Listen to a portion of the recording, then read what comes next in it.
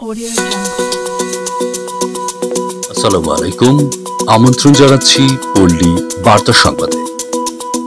কচুয়ার পূর্ব বিতারায় Italy প্রবাসী শফিকুল ইসলামের নিজস্ব অর্থায়নে রাস্তা সংস্কার। হারুনুর রশিদ, কচুয়া প্রতিনিধি। চাঁদপুরের কচুয়া উপজেলার পূর্ব বিতারা ঈদগাহ হতে রব মেম্বারের বাড়ির পাকা সড়কের কাঁচা রাস্তার দুই অংশে দীর্ঘদিন বেহাল দশায় পরিণত রয়েছে, যার কারণে যানবাহন, যাত্রী ও জনসাধারণের চলাচলের চরম দুর্ভোগ পোহাতে হচ্ছে। এমন চিত্র দেখে বাংলাদেশ আওয়ামী লীগ নাপোলি শাখা ইতালির যুগ্ম সাধারণ সম্পাদক ও বিশিষ্ট সমাজসেবক মো.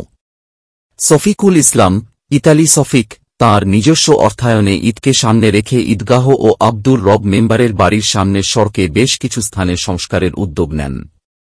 স্থানীয় এলাকাবাসীরা জানান, দীর্ঘদিন রাস্তাটি দিয়ে ভারী যানবাহন চলাচলের কারণে এবং বৃষ্টিতে গর্ত বড় হয়ে যানবাহন চলাচলে চরম দুর্ভোগ পোহাতে হয়।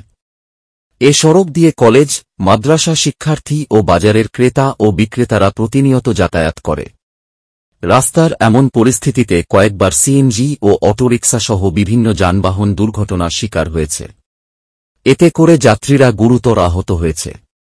এদিকে গুরুত্বপূর্ণ দীর্ঘদিনের এ ভাঙা রাস্তাটি ইটা বালি দিয়ে নিজ অর্থায়নে সংস্কার করে দেয় বিশিষ্ট সমাজসেবক ইতালি শফিককে ধন্যবাদ জানিয়েছেন এলাকাবাসী।